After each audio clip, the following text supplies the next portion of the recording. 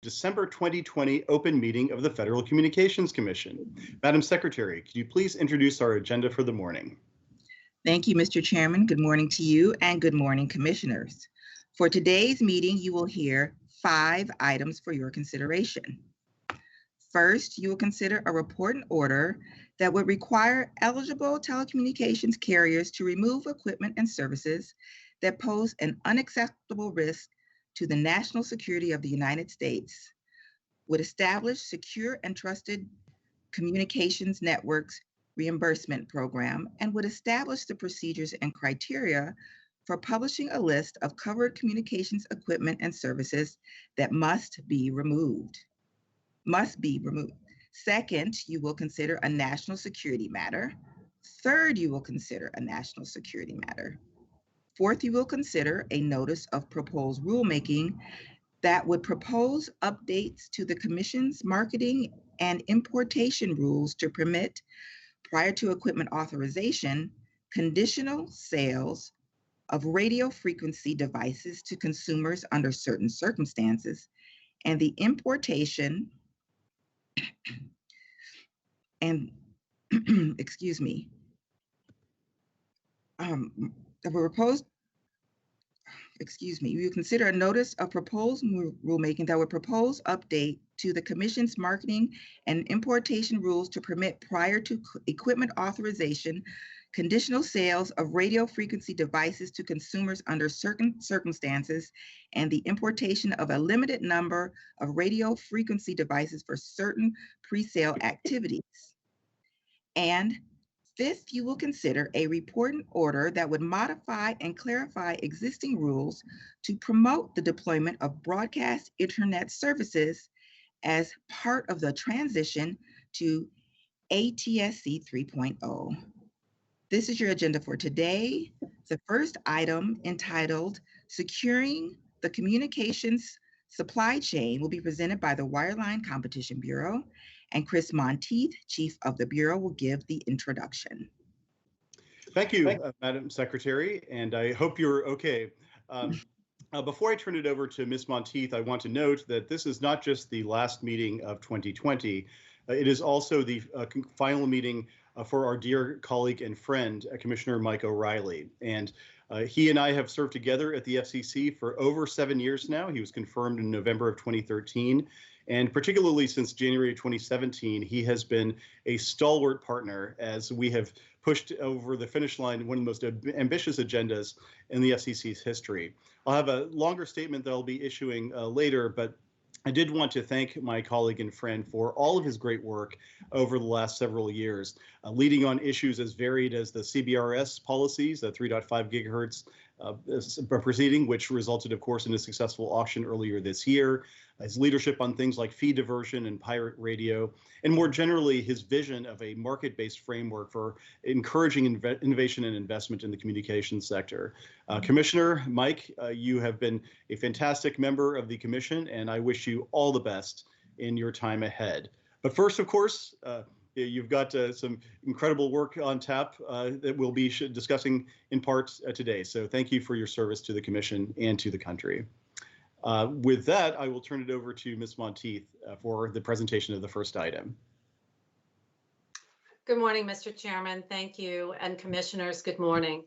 The Wireline Competition Bureau is pleased to present for your consideration a second report and order as part of the Commission's ongoing efforts to implement the Secure and Trusted Communications Networks Act and protect the integrity of our nation's communications networks and their supply chain. I would like to thank the entire Bureau team for their hard work on this item, as well as our colleagues in the Public Safety and Homeland Security Bureau and in the offices of Economics and Analytics and General Counsel for their helpful input. Elizabeth Kuttner, Attorney Advisor in the Wireline Competition Bureau's Competition Policy Division, will now present the item. Elizabeth? Thanks, Chris. Good morning, Mr. Chairman and Commissioners. As the importance of broadband to Americans has grown, the Commission, Congress, and the executive branch have moved to protect the security of the nation's communications networks that provide these services. With today's item, if adopted, the Commission would take another major step to protect the nation's communications networks from potential security threats by adopting a remove and replace requirement for eligible telecommunications carriers and by integrating the directives of the Secure and Trusted Communications Networks Act into its existing supply chain rules. Specifically, the second report and order would approve a rule requiring eligible telecommunications carriers to remove and replace covered communications equipment and services from their networks. The order would also implement statutory requirements contained in sections 2, 3, 4, 5, and 7 of the Secure and Trusted Communications Networks Act. Consistent with Section 2, the order would adopt rules to publish and modify a list of covered communications equipment and services that pose an unacceptable risk to national security, as determined by executive branch interagency bodies with appropriate national security expertise, the Department of Commerce pursuant to Executive Order 13873, Congress, or enumerated national security agencies. The order would also prohibit the use of federal subsidies administered by the Commission, including Universal Service Fund monies, to purchase, rent, lease, otherwise obtain, or maintain covered communications equipment and services. Next, the order would establish the Secure and Trusted Communications Networks Reimbursement Program, which would provide funds for the removal, replacement, and disposal of covered communications equipment and services.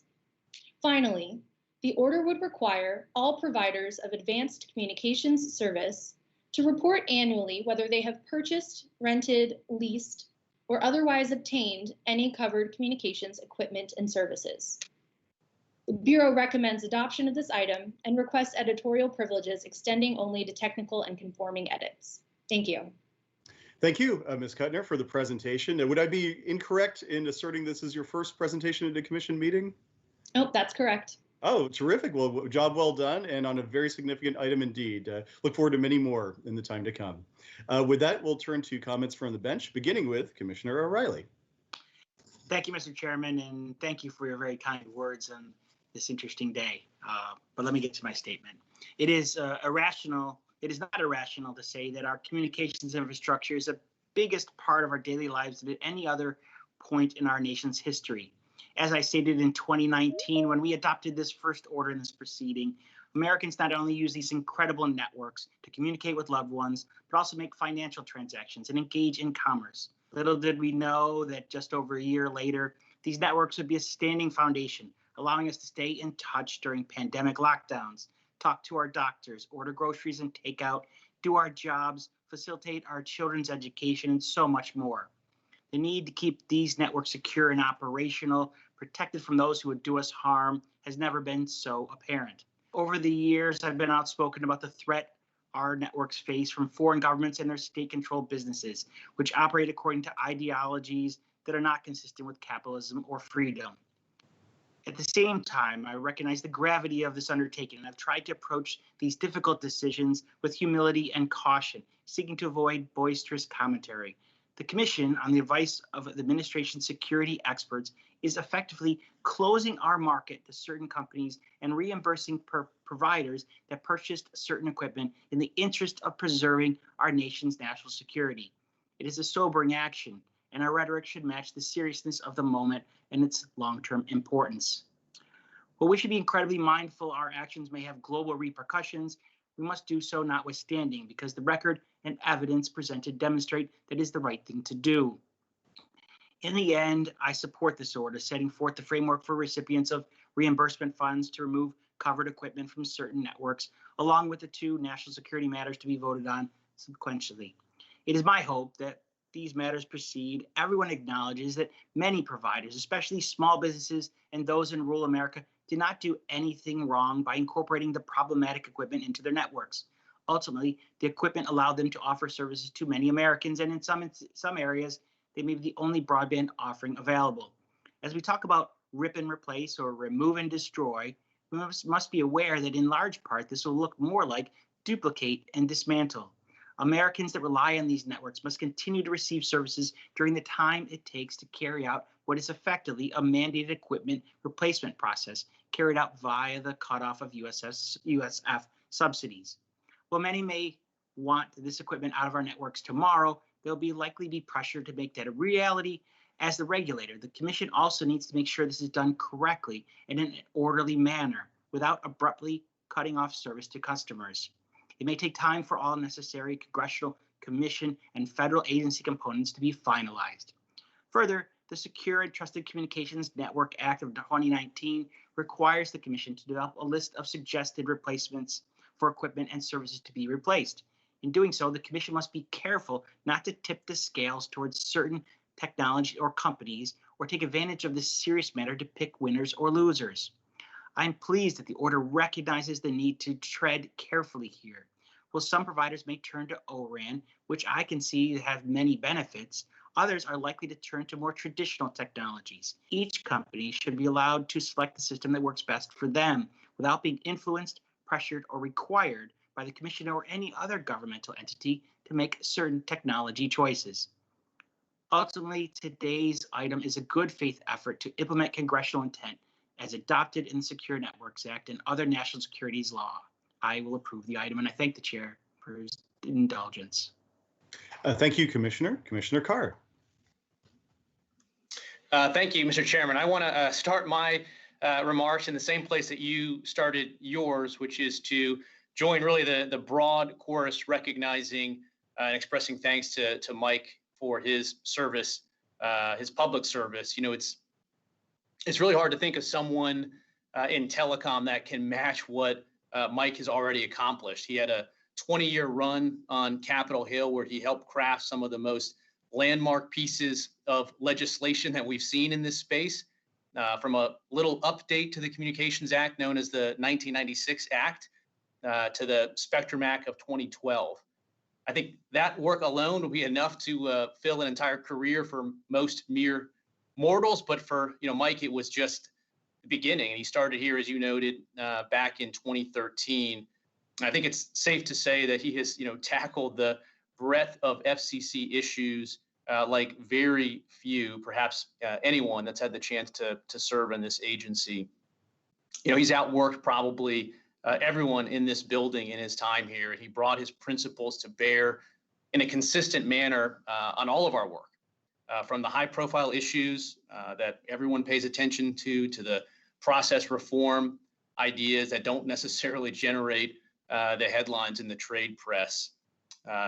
If you look back at really, I think, this formative time in telecom, 2013 to today, and think about how much has changed in that period of time, there's really nothing in there, at least nothing positive, I would say, that didn't get the hand of Mike O'Reilly as it passed through this building. Always thoughtful, always principled, always open to finding a compromise and the best path forward.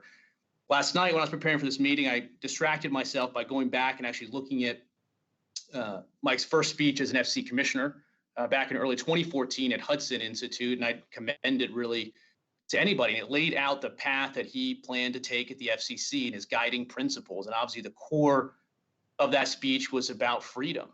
And if you look at that and then you flash forward to today, you can see that Mike did every single thing the way he said he was going to do it, starting in 2014 with the principles he laid out there. But one of the things I found revealing, more so in hindsight now, looking back at that speech, was Mike included an anecdote there about when he was a kid in Buffalo, and he started a lemonade stand with some of his friends, and he saw an opportunity, a business opportunity, to sell lemonade at a city tennis match, I believe. And he talked about how he was starting to get some success, maybe meeting exit velocity on his little endeavor, but he was shut down by local government officials who said he could not do business on the government property. I think it might have been the high school or something. From the seeds of that story, I can now see why Mike was such a strong supporter of our preemption efforts over the last couple of years to make sure that state and local government officials do not unnecessarily step on otherwise beneficial economic opportunities. So to the U.S. Conference of Mayors, the different leagues of cities that have been happy with our decisions at the FCC. It might be time to look back at that local official in Buffalo and see where some responsibility might lie for making sure that this core principle, of freedom that Mike has carried through really started to get embedded. So really want to express my thanks, my appreciation for Mike's service, and really looking forward to his continued activity in this space. Turning to the more mundane from that, see if I can toggle here. When we launched this particular proceeding nearly 3 years ago, we did so with a simple and important goal in mind: to protect America's communications networks and in turn our national security. Before we voted on the notice of proposed rulemaking back in April of 2018, I asked my colleagues to broaden the scope of our proceeding and put additional options on the table. In addition to ending our subsidization of insecure equipment on a going forward basis, I suggested that we should seek comment on removing any insecure gear that may already be in our communications networks. Flash forward to today, and the national security threats posed by allowing this type of covered equipment to remain in our networks has only grown. Indeed, I can think of no greater threat to our security than the one now posed by communist China and those that would do its bidding. The record on this is clear. The Chinese government intends to surveil persons within our borders for government security, for spying advantage, as well as for intellectual property and an industrial or business edge. The New York Times has reported that hackers working for the Chinese government stole some of our government's most important cybersecurity tools and repurposed them to attack Western allies and businesses. The Chinese reportedly targeted one of our allies' telecom networks, and when the tools were later transferred to North Korea and Russia, those governments crippled British hospitals and shipping companies. They even shut down a Ukrainian airport, its postal service, gas station, and ATMs. There's little doubt the Chinese government would value additional direct access to our telecom networks for reasons that are contrary to our national security interests. Under Chairman Pai's leadership, the FCC has shown the strength and resolve to meet this threat. We've issued show cause orders to companies that are owned and controlled by the People's Republic of China. We've blocked one such company already from connecting to our networks. We've prohibited companies that have been barred from bidding on federal contracts for national security reasons from participating in our spectrum auctions. And we've enabled CISRIC as an advisory council charged with providing recommendations to further secure our communications networks, among many other actions we've taken. The bottom line, America has turned the page on the weak and timid approach to communist China of the past. Any backsliding or softening of our approach would be a monumental mistake. So today, with new authority from Congress, we implement the process for removing insecure equipment that's already installed in networks throughout the country. And there'll be plenty of difficult work ahead to fully implement and fund the replacement effort. And Congress has already begun to work on the funding challenge with the Ensuring Network Security Act, which, if passed, would help us ensure that America has the most secure 5G network in the world. And it's imperative that we build on our actions today.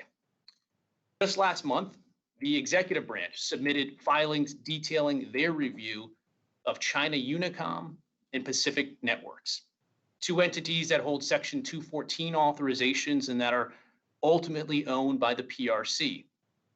The executive branch's public filings detail a nefarious pattern of economic espionage and trade secret theft.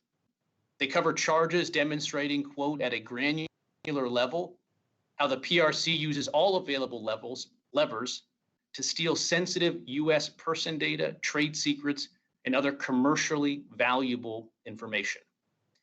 And they outline the steps some of these entities have been taking to extend their operations recently in the U.S.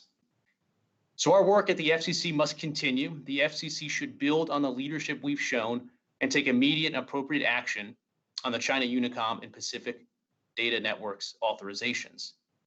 I want to thank again the staff of the Wireline Bureau, the Public Safety Bureau, for their hard work on this and many other important national security items that they've worked on. This decision has my support. Thanks. Thank you, Commissioner. Commissioner Rosenworcel. So I too am going to start with a few brief words about Mike.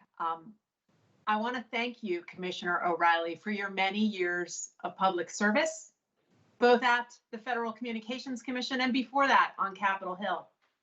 On a more personal level, I want to thank you for the work we did together, and it was a lot of it, on expanding access to unlicensed spectrum and Wi-Fi in this country, and I think our bipartisan efforts have produced results. I also want to thank you for the work we did together on 911 fee diversion, because it's important that those fees go towards the public safety uses they were intended. I also want to thank you from back in the before times when we would meet together in our offices to chat. I believe we had our walls painted the same color of blue. Of course, on yours, you had a framed picture of Ronald Reagan, and I had a postcard of Rosie the Riveter. But I thoroughly enjoyed our discussions, and I'm grateful that you are willing to work together with me. I'm grateful you've been a public servant this long. I'm also thankful for your allegiance to the Constitution, even in times where it may not have been convenient or easy.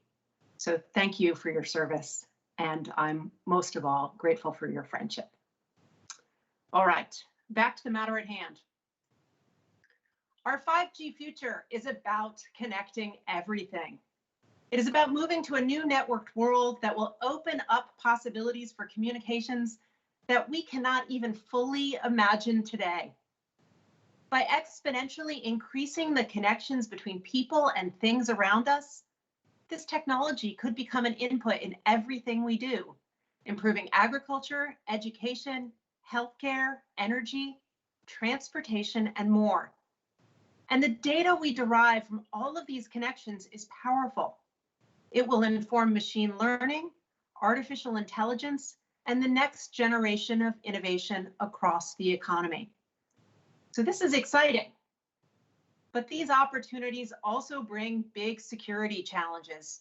That's because they create a broader attack surface for cyber events, with more devices and a huge increase in traffic load.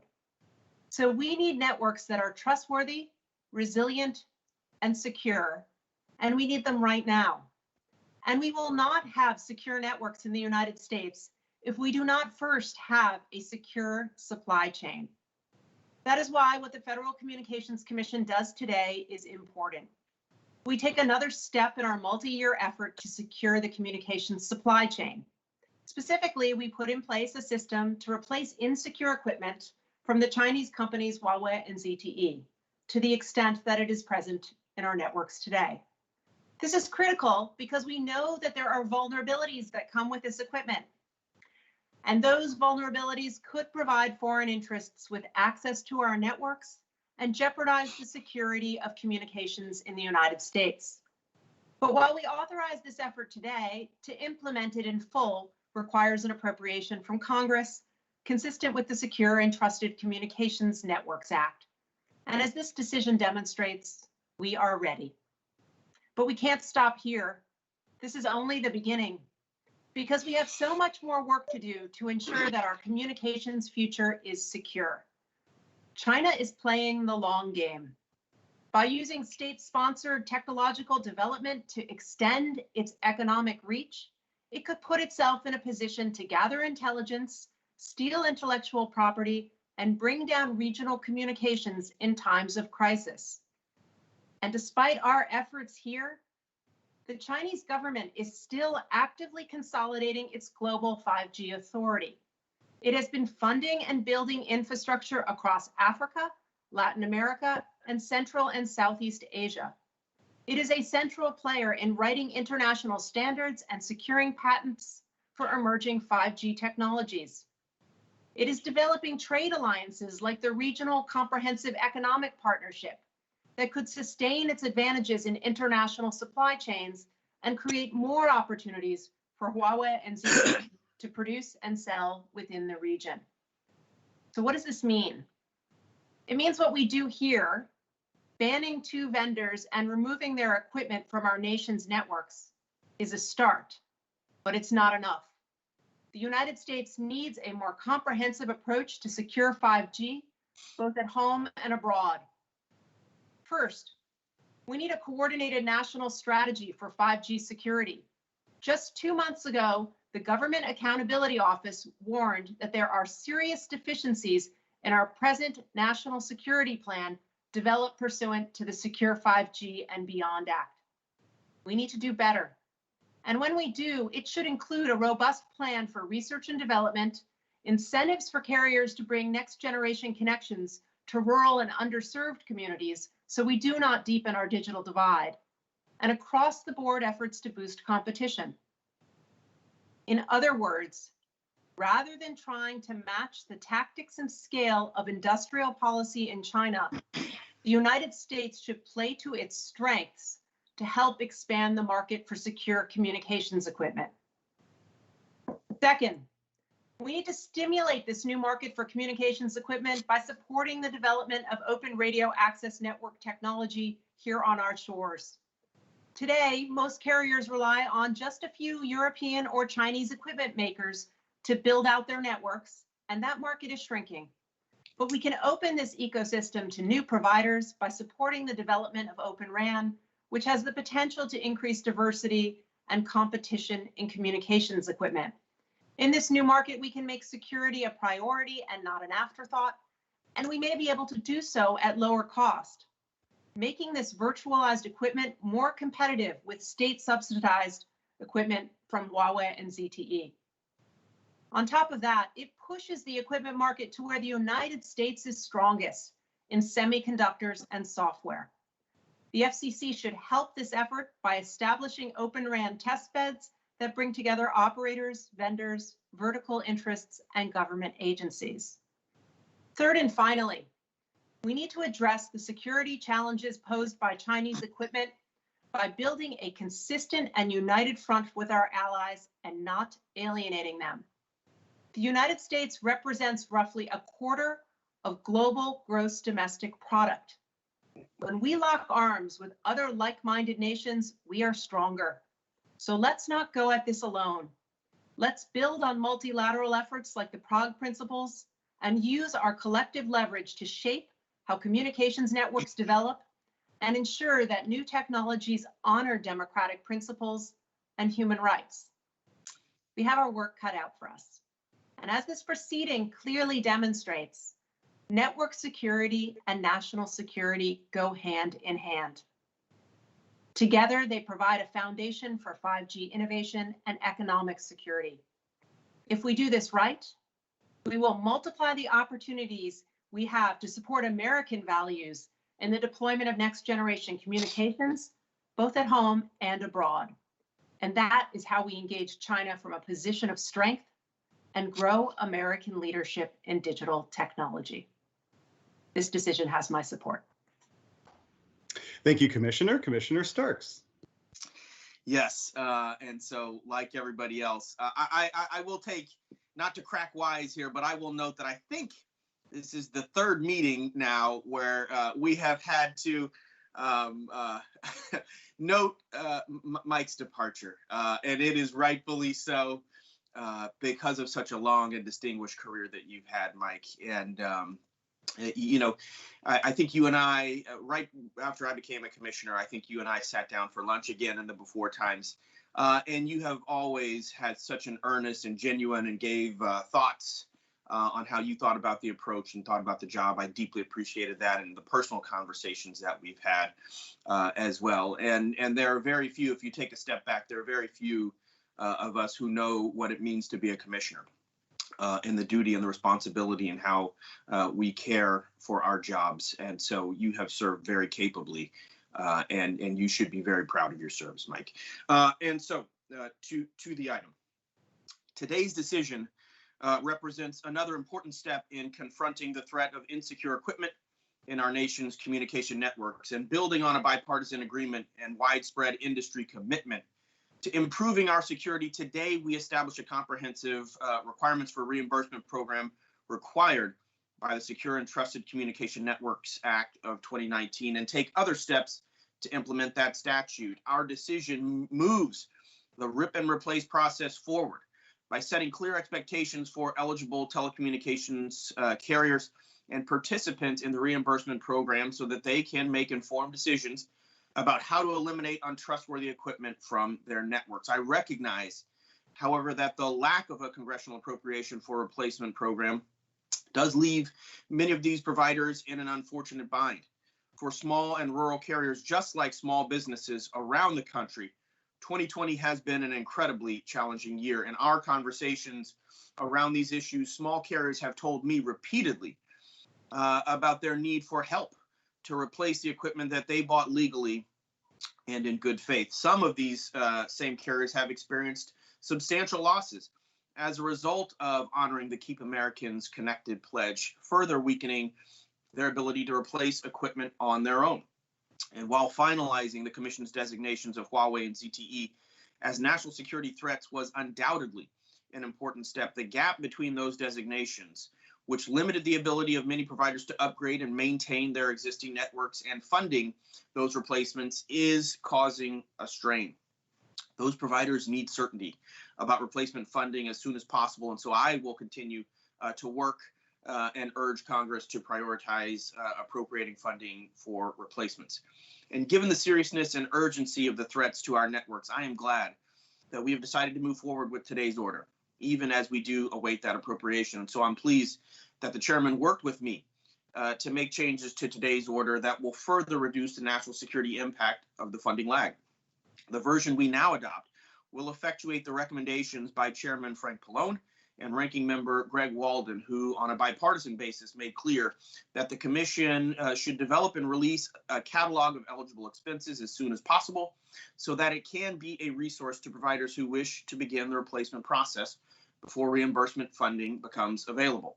It also encourages companies now to proceed with the replacement process before the reimbursement program is funded, with confidence that doing so will not jeopardize their eligibility. These steps should encourage providers to make these critical security improvements right now. I also thank the chairman for working with me to add language to this item, encouraging ETCs and recipients of reimbursement funds to consider O-RAN equipment and services.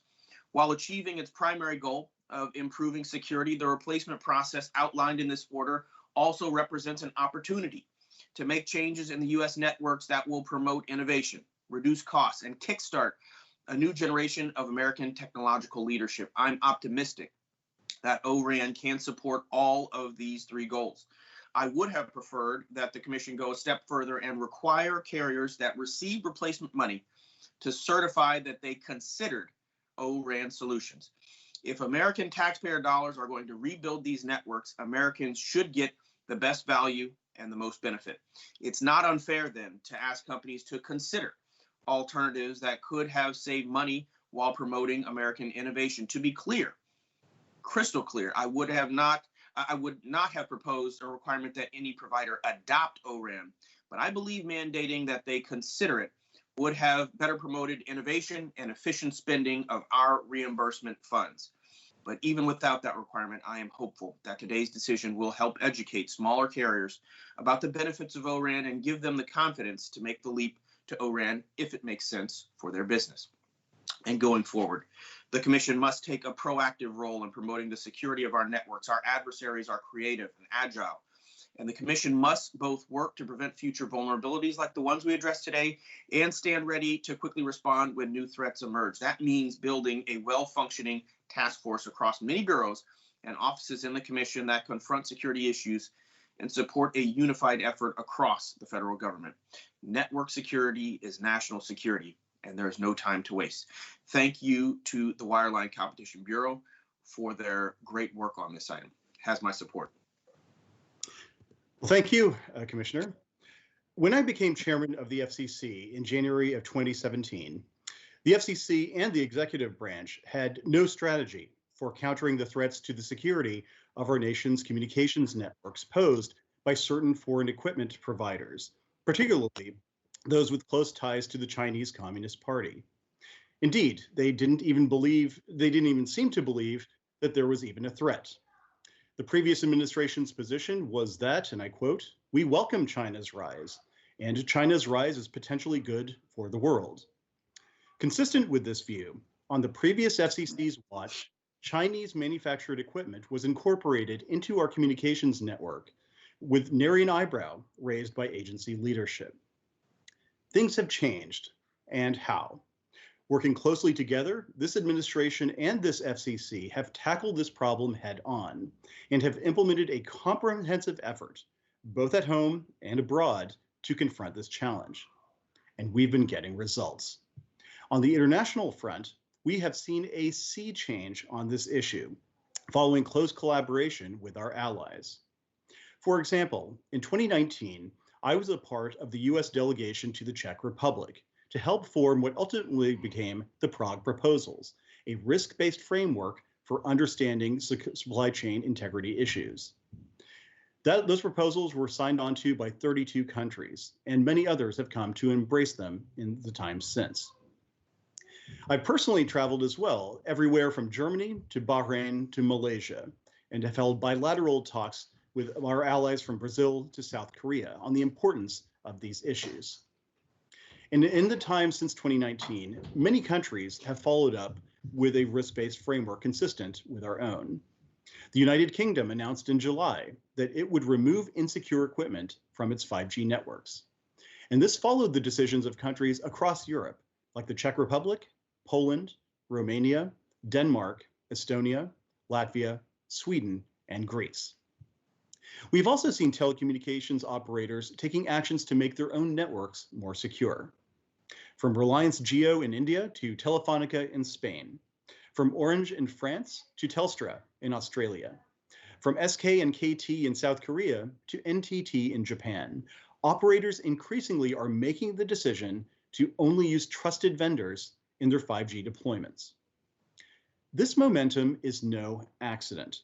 It is due in large part to the very hard work done over the past 4 years, including the extensive and often behind-the-scenes efforts by this FCC to establish a common risk-based framework for securing the supply chain. And on the domestic front, we have made real progress in securing our communications networks and supply chains. In 2019, for example, the FCC prohibited money from our Universal Service Fund from being used to purchase equipment and services from companies that are designated as national security threats. We issued initial designations of 2 companies, Huawei and ZTE, as national security threats. And Commission staff in the Public Safety and Homeland Security Bureau subsequently finalized those designations. We also proposed to require certain carriers, known as eligible telecommunications carriers, or ETCs, to remove covered equipment from their USF-funded networks and to replace it with equipment from trusted vendors. We further proposed to establish a reimbursement program to help small rural carriers shoulder the costs associated with removing and replacing that equipment.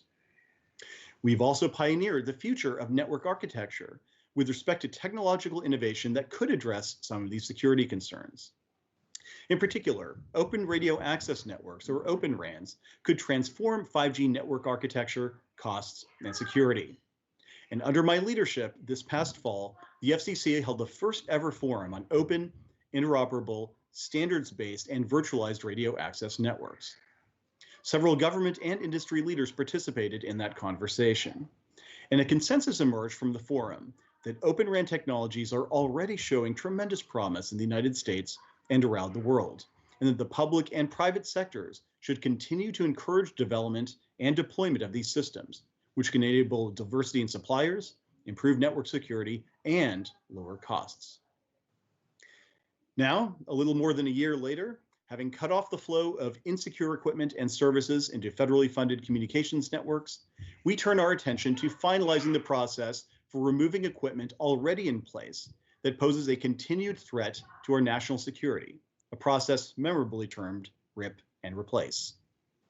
In the time since we first proposed to create a reimbursement program to help carriers remove covered equipment and services from their networks, Congress passed and the President signed the Secure and Trusted Communications Networks Act of 2019. This law prohibits the use of the Universal Service Fund to purchase covered equipment and services, and it requires the Commission to create a reimbursement program similar to what we had proposed. The Secure and Trusted Communications Networks Act also expanded our legal authority to reimburse certain other providers of advanced communications services, and not just ATCs, for removing and replacing covered equipment and services in their networks. So today, we establish rip and replace rules and largely adopt our prior proposals for creating a reimbursement program to remove and replace insecure equipment and services in our nation's networks, with certain modifications as required by the 2019 Act. Specifically, we require all ETCs to remove covered equipment and services from their networks. We create a reimbursement program to subsidize smaller carriers and other providers of advanced communications services to remove and replace those services and equipment. We also adopt procedures for publishing a list of covered equipment. And we adopt reporting requirements so that we are informed about the continued presence of covered equipment in the nation's communications networks. And this is critically important work, but there is still more to be done.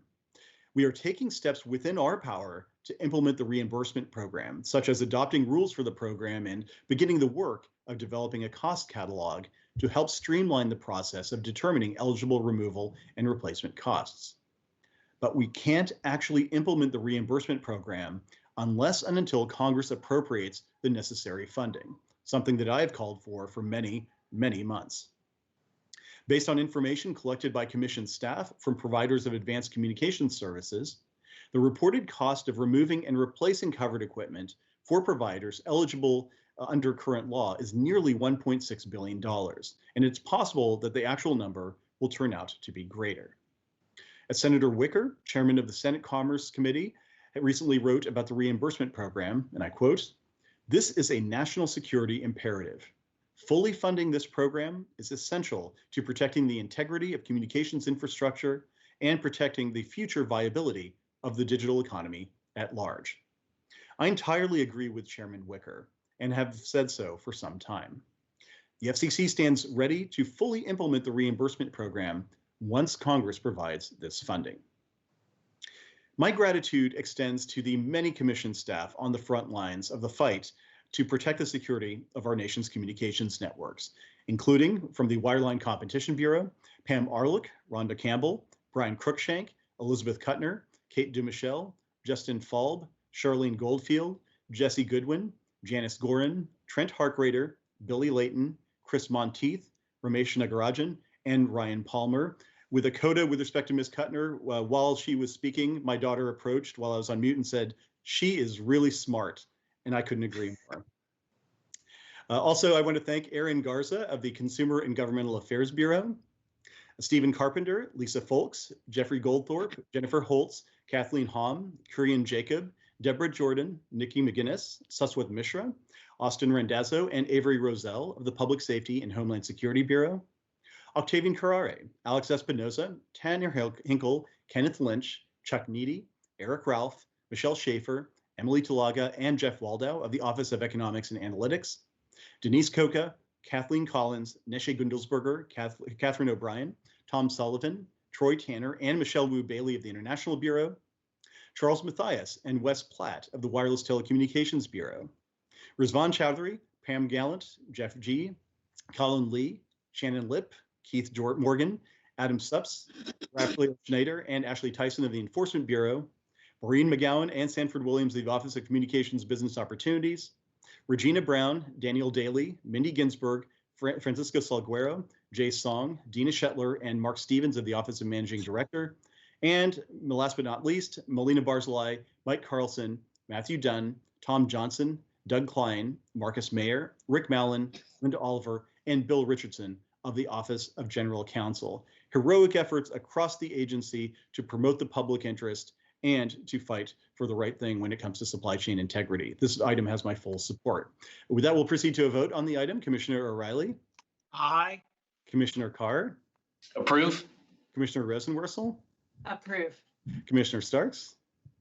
Approve. The chair votes to approve as well. The item is adopted with editorial privileges granted as requested. Madam Secretary, could you please take us to the next items on today's agenda? Mr. Chairman and Commissioners, Item 2 and Item 3 on your agenda are national security matters for your consideration. Item 2 will be presented by the Wireline Competition Bureau and the Public Safety and Homeland Security Bureau.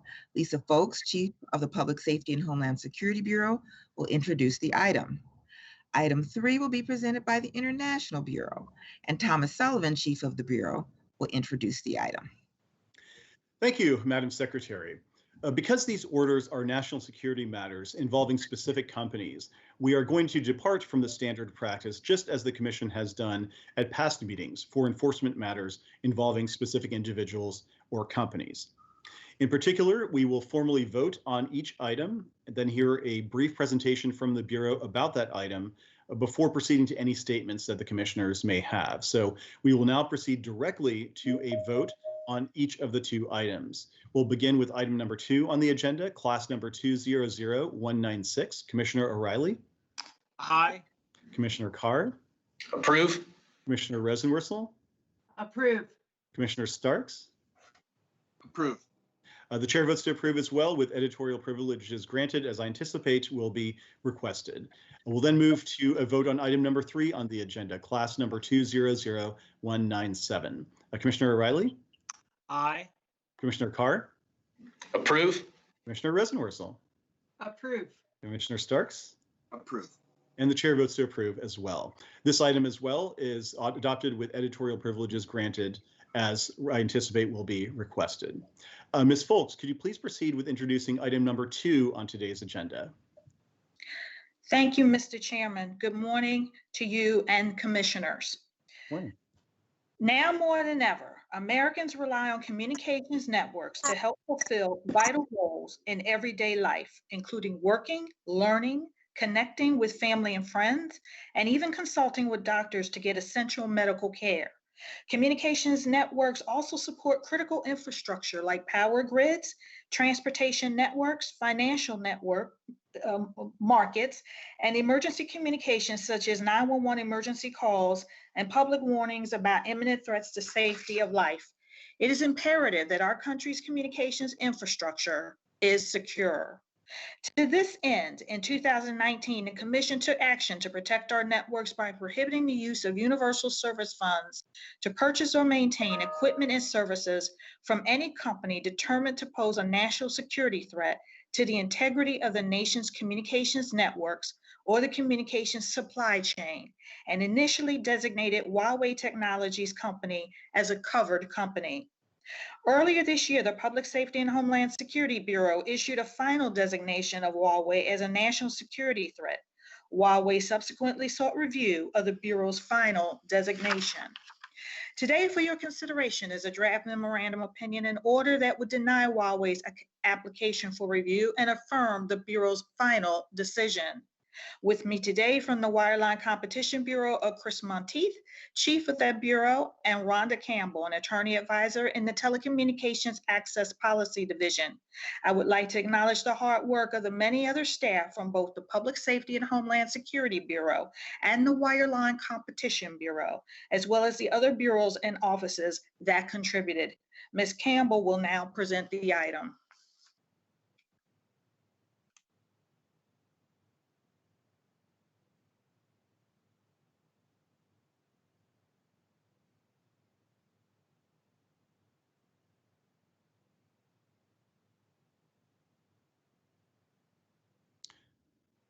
Ms. Campbell, are you there? I'm sorry, can you hear me now? Yes, we can. I apologize. Good morning, Mr. Chairman and Commissioners. The Commission, Congress, and the executive branch have long stressed the importance of securing the nation's communications supply chain. In the November 2019 Protecting Against National Security Threats and Order, the Commission prohibited the use of universal service support to purchase, obtain, maintain, improve, modify, or otherwise support any equipment or services produced or provided by any company posing a national security threat to the integrity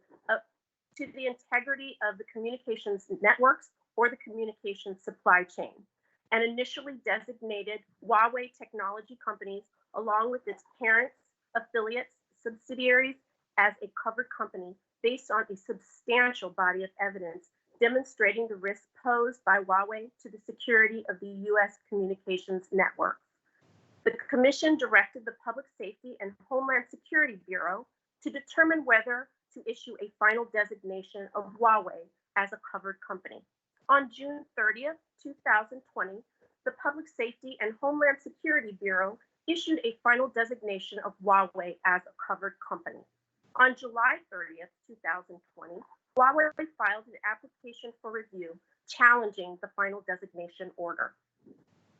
Today's memorandum and opinion and order, if adopted, would deny Huawei's application for review and affirm the Bureau's determination that Huawei poses a threat to the security and integrity of our nation's communications networks or the communications supply chain.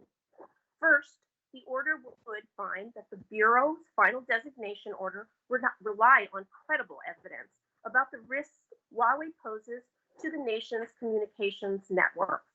The order would find that the Bureau was justified in relying on determinations by Congress, the President, executive agencies, experts on Chinese law and government, U.S. and allied intelligence services, and security experts to assess the risks posed by Huawei.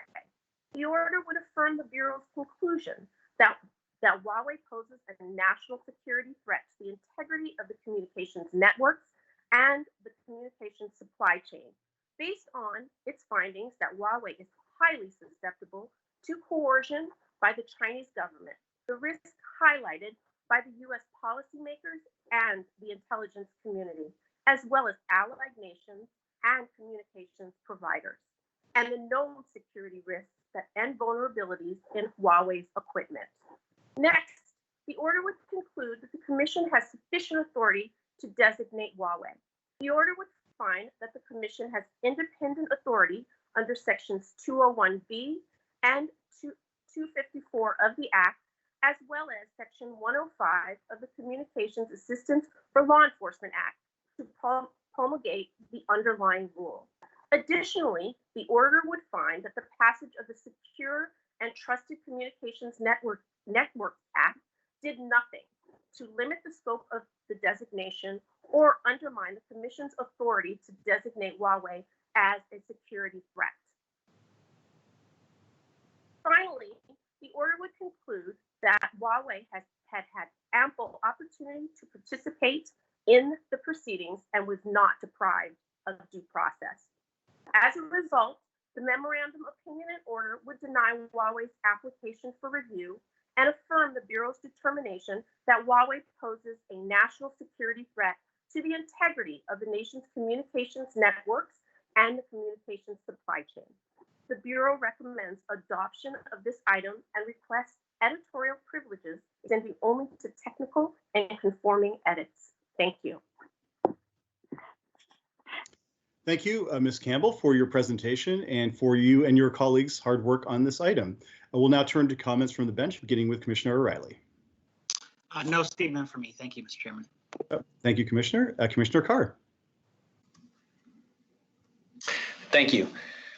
When the Commission began the process of securing America's communications networks against the threats posed by bad actors, we followed the evidence. And when it comes to Huawei, there is certainly plenty of that. Starting back in 2012, the House Permanent Select Committee on Intelligence issued a report recommending that companies avoid using Huawei equipment and that government agencies remain vigilant and focus on this threat. Several National Defense Authorization Acts have continued to sound the alarm, banning federal agencies from using this potentially dangerous equipment.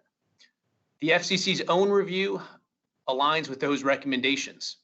Our record shows that Huawei is effectively under the control of the Communist Party of China, and it is engaged in a wide range of nefarious activities, including working in support of the surveillance and detention of over 1 million Uyghurs in Xinjiang, efforts it undertakes in conjunction with the Xinjiang Public Security Bureau. Huawei's entanglement with Communist China's surveillance state certainly doesn't end there. It has close ties to the People's Liberation Army and the Ministry of State Security. In fact, China's national intelligence law even requires the company to, quote, cooperate with the state's intelligence work. And it provides them no right to refuse. It also gives the Chinese government the power to take over a company's communications equipment. So the threats posed by communist China's control over Huawei are not simply theoretical. And just last year, a grand jury returned an indictment alleging that Huawei had stolen trade secrets from a US carrier. Comprehensive studies have shown security vulnerabilities in Huawei's equipment, defects in their software engineering and cybersecurity processes that are so severe, even sophisticated technical mitigation techniques would be insufficient to fix them. The record also shows the Chinese government has been able to influence Huawei's design and manufacturing processes. I'm grateful for the leadership that Chairman Pai has shown in confronting the threat posed by Huawei. In collaboration with our State Department allies, Chairman Pai and his team have not only worked to protect America's networks, they've ensured that our allies abroad do not allow insecure gear to proliferate in their networks. Today, as Chairman Pai noted in an earlier statement, Australia, the Czech Republic, Japan, Sweden, the UK, and many other countries are reaching the same conclusions that we've reached in the US. We should treat Huawei as nothing short of a threat to our collective security. Because this decision does so, it has my support, and I want to thank the staff of the Wireline Bureau, the Public Safety Bureau for their hard work on this item. Thanks. Thank you, Commissioner. Commissioner Rosenworcel. This decision is clear and it's correct, and in the interest of moving things along, I will simply say that it has my support. Thank you, Commissioner. Commissioner Starks.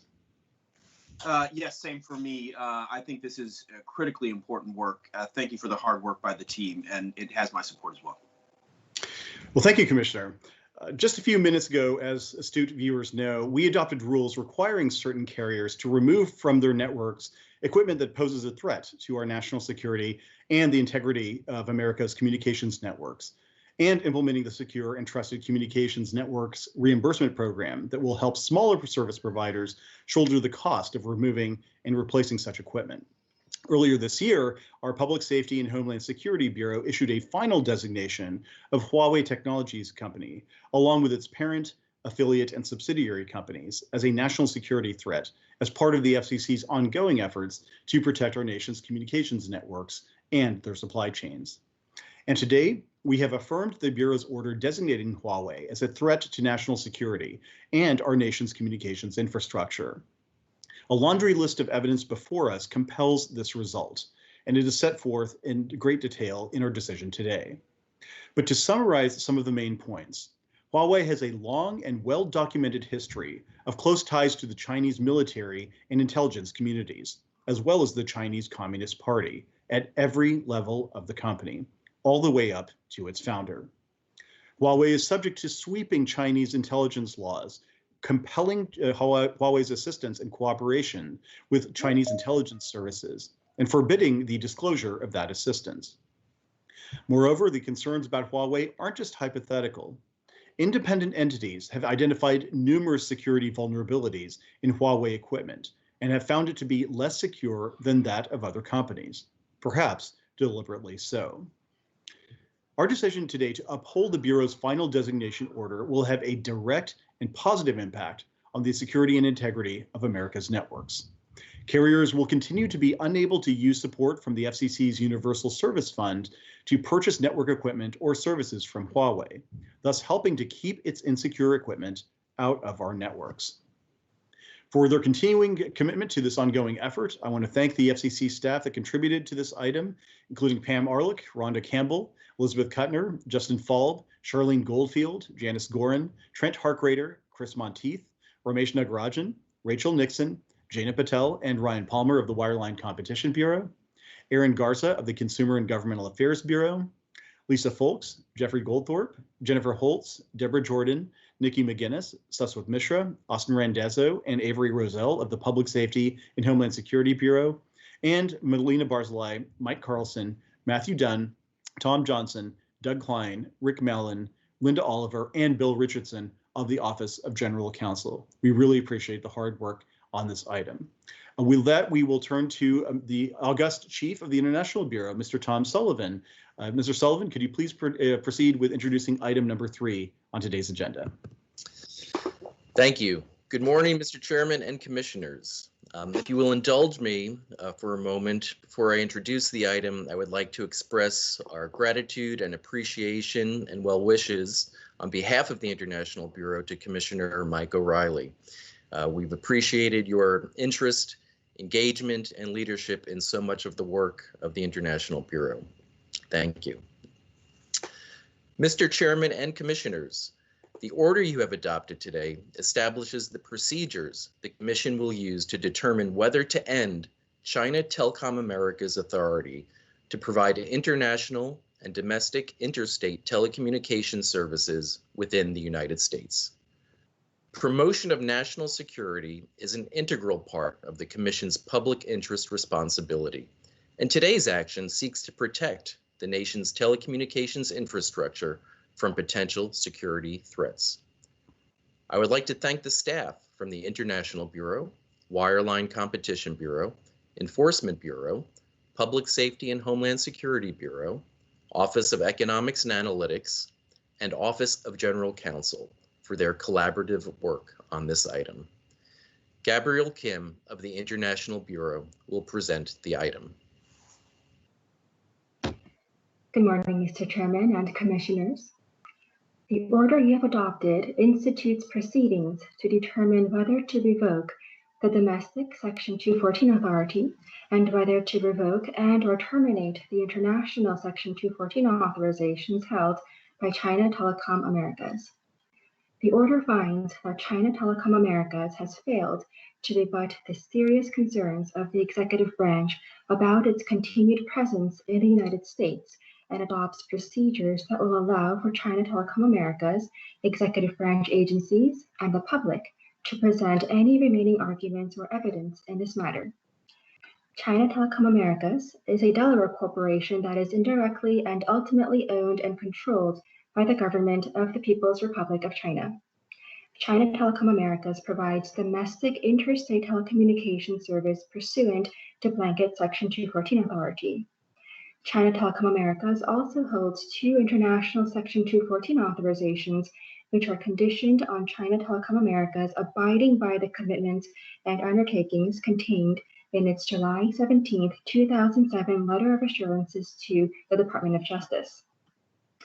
In April, the International Bureau, Wireline Competition Bureau, and Enforcement Bureau issued an order to show cause directing China Telecom Americas to demonstrate why the Commission should not initiate a proceeding to revoke and terminate China Telecom America's domestic and international Section 214 authorizations. On June 8, 2020, China Telecom Americas filed its response. Based on the Commission's public interest analysis under Section 214 of the Communications Act and the totality of the record evidence, the order you have adopted finds that more than sufficient cause exists to initiate a proceeding on whether to revoke and terminate China Telecom America's domestic and international Section 214 authority. The National Telecommunications and Information Administration of the Department of Commerce, on behalf of the executive branch agencies, recommends that the Commission revoke and terminate China Telecom America's international Section 214 authorizations.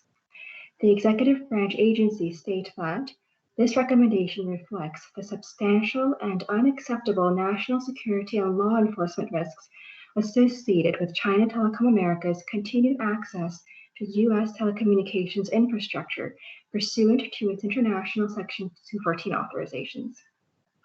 The order institutes the further proceedings because of concerns that China Telecom America's ownership and control by the Chinese government raise substantial and unacceptable national security and law enforcement risks regarding its domestic Section 214 authority and international Section 214 authorizations that cannot be addressed through further mitigation with the executive branch agencies.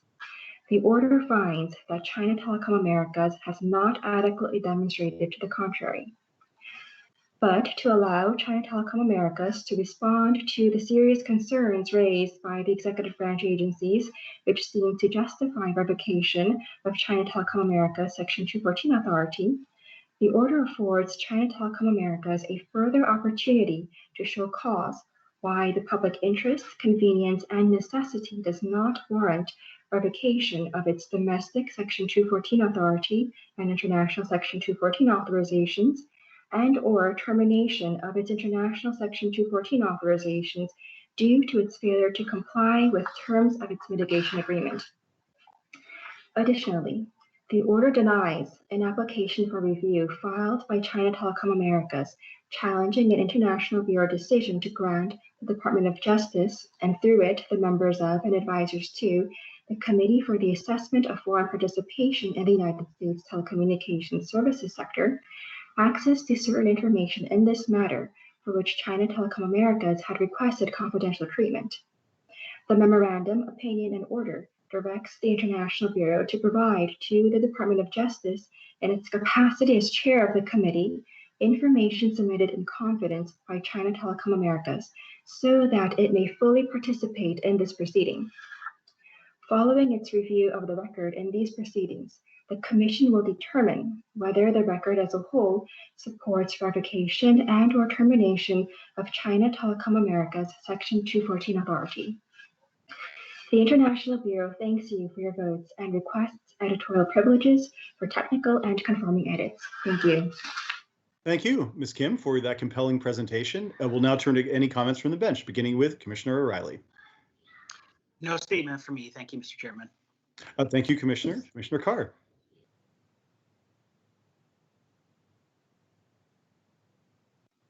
Oh, Commissioner Carr, are you there? Oh, sorry, lost my audio for a second. Thank you. Let's see if I can grab the statement. We have an IT team on hand if you need help. Suffice to say, it's user error. I'm confident. Last year, when we blocked China Mobile from entering the U.S. market based on national security concerns, I said it was time for a top-to-bottom review of every telecom carrier with ties to the communist regime in China. Many of these firms were authorized to operate in the U.S.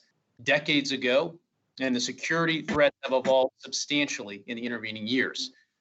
With that type of review in mind, the FCC opened investigations into several carriers, including China Telecom, and we've sought answers from them to assess any threats they pose to our national security. To assist the FCC in our review, the executive branch agencies with responsibility for national security reviews have offered their recommendations. They advise that there are now substantial and unacceptable national security and law enforcement risks associated with China Telecom's continued access to U.S. telecom infrastructure. They state that China Telecom's operations provide opportunities for Chinese state-sponsored actors to engage in espionage and to steal trade secrets and other confidential business information. And our own review reveals that China Telecom's operations appear to provide opportunities for Chinese state-sponsored actors to disrupt and misroute U.S. communications traffic. When you combine this and other evidence with the particular place in the U.S. communications network where China Telecom operates, the concerns we've raised here are only heightened. I therefore agree with the Commission's determination today. I want to thank the staff of the International Bureau, the Wireline Bureau, Enforcement Bureau as well for their hard work on this item. It has my support. Thanks. Thank you, Commissioner. Commissioner Rosenworcel. Again, I think this decision is clear and correct, and it has my support. All right, Commissioner Starks. Yes, thank you, Mr. Chairman. As I've said before, network security is national security. And as the communications landscape evolves, with new technologies and new business models, the Commission must keep up in order to stay vigilant to the threats that impose on our networks. Today, we address one such threat, the presence of adversary state-owned or controlled carriers in the American networks. This item begins the process of revoking the authority of the U.S. affiliate of China's largest carrier, China Telecom, to operate in the United States. Last year, this commission rejected an application from China Mobile, the largest mobile provider in the world, to operate in the US. We found that China Mobile was ultimately owned and controlled by the Chinese government and therefore vulnerable to its exploitation and control, posing a significant risk to both our national security and law enforcement interests. China Telecom Americas is even more closely aligned with the Chinese government and presents an even graver security risk in many ways. The company's Chinese parent company is majority owned and controlled by a Chinese government-owned enterprise. Further, these parent companies are directly accountable to the Chinese Communist Party and must consult its representatives prior to making decisions on material issues. In addition, like China Mobile, China Telecom Americas is subject to the Chinese government that all Chinese companies must disclose sensitive customer information upon demand. The issues aren't just structural, they're behavioral. National security agencies say that China Telecom Americas has misrouted large amounts of communications from the United States for many years, including at least 10 incidents involving U.S. government traffic. Moreover, when the company sought authority to operate in the U.S., it made certain commitments to our national security agencies. I believe the evidence demonstrating that China Telecom Americas has, however, repeatedly violated those commitments. For example, China Telecom failed to respond in an accurate and timely manner to Team Telecom's requests for information and made inaccurate statements about its cybersecurity practices and its handling of U.S. customer records. According to the national security agencies, there are no mitigation measures that would make them comfortable with China Telecom America's continued operation in the U.S. I agree and look forward to reviewing proposed actions regarding similarly situated carriers in the future. But the Commission has also national security issues equally compelling before it. These issues are handled, as I've said before, by many parts of the agency. I've discussed how I think that we need to have a better coordinated effort here. Adversary states are trying to exploit our broadcast communications. We've seen Russian propaganda arriving on radio stations as well, including in my hometown of Kansas City and here in Washington, D.C. The Commission adopted an order from the Media Bureau proposing to disclose requirements for foreign government-provided programming on these American stations, and we need to finalize those requirements quickly. The International Bureau also handles U.S. landing sites for undersea cables, an issue that I have focused on as well. There are a number of issues that I think we're going to need to continue to look at here, and this item here has my support. I think it's a great item for today. Well, thank you, Commissioner.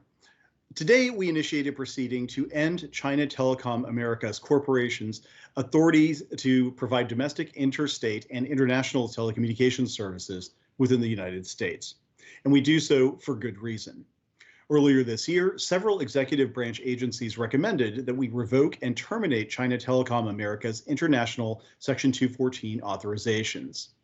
Among other troubling allegations, the executive branch agencies maintain that China Telecom Americas has failed to comply not only with prior commitments it made in order to retain access to the U.S. market, but also with federal and state cybersecurity and privacy laws. The executive branch agencies further contend that China Telecom Americas operations, quote, provide opportunities for increased Chinese state-sponsored cyber activities, including economic espionage, and the disruption and misrouting of U.S. communications traffic. China Telecom Americas is ultimately owned and controlled by the government of the People's Republic of China, which of course is dominated by the Chinese Communist Party. And in January 2018, China Telecom Americas parent company amended its Articles of Association to give the Chinese Communist Party greater control over its management and operations. These changes, combined with recently enacted Chinese laws, raise significant concerns that China Telecom Americas will be forced to comply with Chinese government requests, including requests for communications intercepts, without the ability to challenge such requests, according to executive branch agencies. Moreover, China Telecom Americas International Section 214 authority is conditioned upon it abiding by the commitments it made in a 2007 letter of assurances to the Department of Justice, the Federal Bureau of Investigation, and the Department of Homeland Security. But there are troubling indications that China Telecom Americas has not done so. For example, the company purportedly made inaccurate statements to U.S. authorities about where it stored U.S. records, and it failed to notify executive branch agencies when it filed applications with the FCC for international signaling point code assignments, a requirement of its mitigation agreement with the executive branch. China Telecom Americas has also allegedly failed to respond promptly to requests for information made by the federal government. Taken together, these allegations raise serious doubts about whether China Telecom Americas should be allowed to continue operating in the United States. And to date, the company has not provided the FCC with a satisfactory response to the concerns raised by the executive branch agencies. We are therefore compelled to act to protect the integrity of our communications networks and our national security. Specifically, we institute proceedings to revoke and terminate China Telecom America's authority to operate in the United States, while ensuring that the company is afforded a full and fair opportunity to explain itself. This decision, along with so many others we have made since 2017, demonstrates that this FCC is determined to protect the security of America's communications networks. For the terrific work on this item and many other items like it, I want to thank the staff of the International Bureau, the Wireline Competition Bureau, the Enforcement Bureau, the Office of Economics and Analytics, the Public Safety and Homeland Security Bureau, and the Office of General Counsel. The item having been voted, I want to thank the staff again and my fellow commissioners for the votes. And I would ask Madam Secretary to please take us to the next item, item number 4 on today's agenda. Thank you, Mr. Chairman. Mr. Chairman and Commissioners, the 4th item is entitled Allowing Earlier Equipment Marketing and Importation Opportunities, Petition to Expand Marketing Opportunities for Innovative Technologies. The item will be presented by the Office of Engineering and Technology, and Ron Rapazzi, Acting Chief of the Office, will give the introduction. Thank you, Madam Secretary. Mr. Rapazzi, the floor is yours. Thank you, and good morning, Mr. Chairman and Commissioners. The Office of Engineering and Technology is pleased to present for your consideration a notice of proposed rulemaking that would allow earlier equipment marketing and importation opportunities for radio frequency devices. OET administers the Commission's Equipment Authorization Program, which ensures that devices Americans rely on every day, such as cell phones and Wi-Fi routers, comply with the Commission's technical rules and operate free from harmful interference. The notice proposes to modernize our program through focused updates to our marketing and importation rules. Tom Struble, OET's legal advisor, will present the item. Thank you. Good morning, Mr. Chairman and Commissioners. The item before you is a notice of proposed rulemaking that proposes to modernize the Commission's Equipment Authorization Program in 2 discrete ways. Our Equipment Authorization Program requires radio frequency devices to undergo rigorous testing and evaluation to make sure they comply with our rules. The notice proposes to expand equipment authorization rule provisions governing device marketing and importation to provide greater flexibility and efficiency for equipment manufacturers and consumers. First, the notice proposes to modernize the Commission's marketing rules to permit conditional sales of radio frequency devices to consumers prior to equipment authorization, provided that consumers are informed of the conditional nature of the sale and that the devices are not delivered prior to obtaining authorization. Consumers have become familiar with conditional sales as popularized through crowdfunding platforms like Kickstarter and Indiegogo, but under our current rules, consumers cannot participate in the conditional sales of radio frequency devices. The notice proposes to change that and allow consumers to participate in these conditional sales. This rule change would also help equipment manufacturers gauge demand for their latest devices, thereby reducing waste and promoting efficiency in their supply chains. Second, the notice proposes to modernize the Commission's import rules to add an importation provision that would allow a limited number of radio frequency devices to be imported to the United States prior to equipment authorization for certain pre-sale activities, including packaging devices and shipping them to retail stores. However, such devices could not be marketed or sold prior to obtaining authorization, and we propose ways to ensure such imported devices comply with these requirements.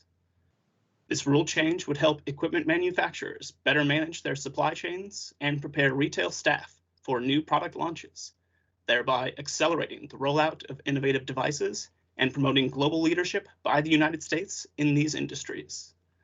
Staff recommends adoption of this item and requests editorial privileges solely for technical and conforming edits.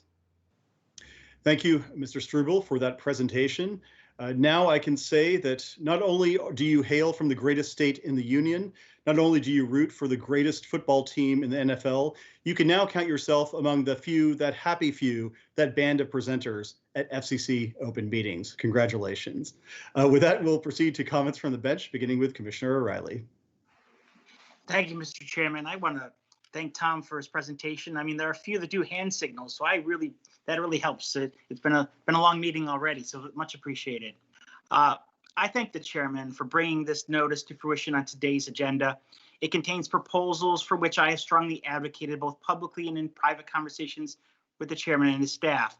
While I will not be here, as noted by the extensive kind words of my colleagues and others, which are really unnecessary, to vote on future items that will bring this to completion, I will be cheering from the sidelines as the Commission makes these common sense updates to its equipment authorization process after reviewing the requisite record, of course. All indications are that by early next year, this item's conclusion will result in a bipartisan FCC moment endorsed by Capitol Hill, including by Senator Moran and Congresswoman Clark. As outlined in the presentations, the simple and justified proposed fixes to our equipment authorization process address two distinct problems. First, this item would eliminate the Commission's prohibition on pre-sale of electronic devices that have not received prior authorization. And second, it proposes to allow the importation of a set number of devices prior to final authorization. Buying goods before they reach store shelves is an immensely popular practice, and many Americans are more comfortable doing so in today's consumer marketplace. It's common sense for there to be pre-sale periods for the next best-selling novel, movie to be streamed, car model, the game console, not to mention every concept that has appeared on Kickstarter. It is not a great leap to suggest that this practice can and should be permitted for communication devices, allowing consumers and manufacturers to benefit from a true pre-sale process that occurs before every regulatory T is crossed and I is dotted. The benefits of allowing this practice will be many. Beyond getting technology into the hands of consumers faster, it will help innovators and manufacturers gauge interest in their products, providing insight into what resources will be needed, how many devices and products should be manufactured to cover demand, and whether there's even demand in the first place to justify a business case for the product. As I highlighted in my June blog, developing new products is a story of feast or famine, especially when it comes to the latest electronic devices. Making it from the creative research and development phases to the final product stage is arduous, time-consuming, and takes significant capital investment. And for every Alexa, there are many 3D TVs that fail to win over consumer public. Anything that can reduce the cost of bringing innovation to the market, especially in the complex and competitive communications sector, should be pursued vigorously. Appropriately, the item suggests certain safeguards and seeks comments on ways to ensure these products do not end up in the hands of consumers before the appropriate equipment authorization is received. While some of these ideas are more regulatory than I would like, I trust that the Commission will only adopt those that are absolutely necessary. In addition to allowing for pre-sale devices, today's notice similarly proposes to tweak the Commission's rules to allow a set number of devices to be imported prior to equipment authorization. Currently, a limited number of devices can be imported for trade shows, testing, and other specific purposes, but not for retail display, advertising, and preparation for public sale. Expanding our importation rules will allow manufacturers to advertise and plan marketing campaigns, increasing the chances of a successful product rollout, even if the equipment authorization is delayed. And as with pre-sale of devices, similar safeguards can be put in place to protect against consumer harms or instances of harmful interference if the equipment authorization is not ultimately received. Further, this small exception will have a negligible effect on the overall importation of foreign devices and will not disadvantage the success of US-made products in any way. Admittedly, in the grand scheme of things, this may not seem as the most significant or monumental proposals to be contemplated by this Commission. While I have certainly focused the bulk of my FCC work on the most far-reaching decisions, I've also tackled less prominent matters like this one, which despite its low profile would tremendously benefit consumers. It's therefore rewarding and somewhat fitting to bookend my first FCC item I led, e-labeling, with these proposals for fixing equipment authorization. I request my colleagues' support on this item and help in finishing this proceeding. Thank you so very much, Mr. Chairman. Thank you very much, Commissioner O'Reilly, for your leadership on this issue. Commissioner Carr. Thank you so much. No formal statement for me. The item is important for all the reasons Commissioner O'Reilly laid out. It has my support. Thanks. Thank you, Commissioner. Commissioner Rosenworcel. I'm glad we're adopting this rulemaking and making efforts to update our equipment authorization process. It is a process that deserves some modernization, and I look forward to the record that develops. Thank you, Commissioner. Commissioner Starks.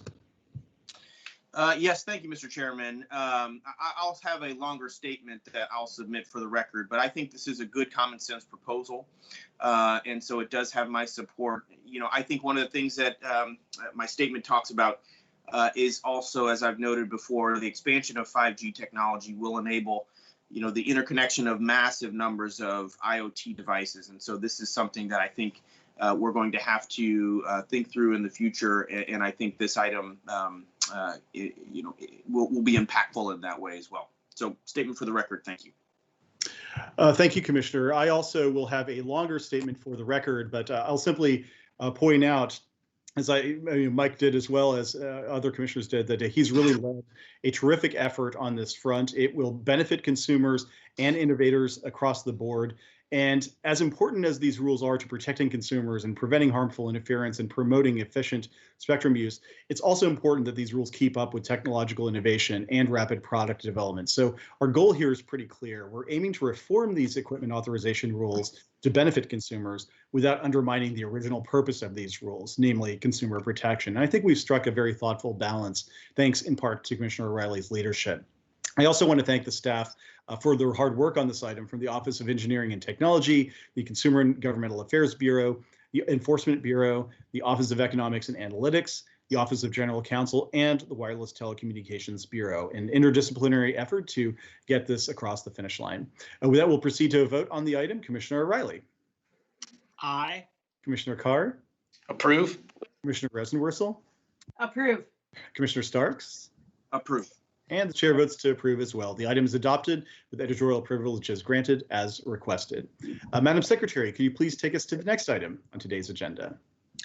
Mr. Chairman and Commissioners, the fifth and final item is entitled Promoting Broadcast Internet Innovation through ATSC 3.0. The item will be presented by the Media Bureau, and Michelle Carey, Chief of the Bureau, will give the introduction. Fantastic. Ms. Carey, the floor is yours. Good morning, Mr. Chairman and Commissioners, and happy holidays to you and your families. I would also like to take a moment to recognize Commissioner O'Reilly and to wish him well in his future endeavors. We have worked with you very closely on a number of media modernization items, and I wanted to thank you for your tremendous leadership on this initiative, and we will certainly miss your input. Thank you. Back to the script. Today, the Media Bureau presents a report and order that updates the Commission's rules to encourage the deployment of broadcast internet services. These are the ancillary and supplementary services enabled by ATSC 3.0, the next generation broadcast television standard. Presenting the item is our own Evan Morris, legal advisor in the Media Bureau's front office. Thank you, Michelle. Mr. Chairman and Commissioners, we are pleased to present this report and order, which would establish regulatory certainty for broadcasters seeking to provide new and innovative broadcast internet services as part of their transition to ATSC 3.0. This order adopts most of the tentative conclusions set forth in our earlier NPRM, with only minor changes, including proposals relating to fees to be collected on broadcast internet services and the treatment of broadcast internet services provided by non-commercial educational television stations, or NCEs. First, the order concludes that we should maintain the current fee collected on ancillary and supplementary services offered by commercial stations. Given that we are at given we are at an early stage in the ATSC 3.0 transition. At a future date, we intend to reconsider whether to adjust the fee or the basis for the fee, which is currently set at 5% of gross revenues generated by feeable ancillary and supplementary services. The order does, however, clarify the basis on which to calculate such fees, stating that the fee will be charged only to broadcaster revenues, not the revenues of a leasee of broadcast spectrum, except to the extent the two are affiliated. Second, the order recognizes the unique educational public service mission of non-commercial educational television stations and seeks to support their provision of broadcast internet services. The order therefore concludes that such stations may use their 6 megahertz channels primarily not just for free over-the-air nonprofit, non-commercial educational broadcast service, as they currently do, but also for any nonprofit, non-commercial educational broadcast internet services they choose to provide. The order also cuts in half from 5% to 2.5% the fee on gross revenues generated by an NCE's offering of such primary broadcast internet services. Third, the order maintains the Commission's current threshold for derogation of service, requiring broadcasters to provide at least one free over-the-air video program signal. It does, however, modernize the Commission's rules to eliminate an outdated reference to the analog service. The Media Bureau recommends that the Commission adopt the report and order and request editorial privileges to make any necessary technical or conforming edits. Thank you very much. Well, thank you, Mr. Morris, for that presentation, a presentation which is your first at an open meeting of the Federal Communications Commission, and you did it with a steady focus that stands in stark contrast to the bobbleheads I see behind you. Job well done. With that, we'll move to comments from the bench, beginning with Commissioner O'Reilly. No statement from me. I will support the item. All righty, Commissioner Carr. Thanks. Just yesterday, I had the opportunity to address this year's India Mobile Congress, remotely, of course, on the future of ATSC 3.0 and how broadcast internet services can support the delivery of 5G offerings in India. Our two countries enjoy a strong bond of friendship and cooperation, and I was honored to join our regulatory counterparts to discuss the future of the broadcast airwaves.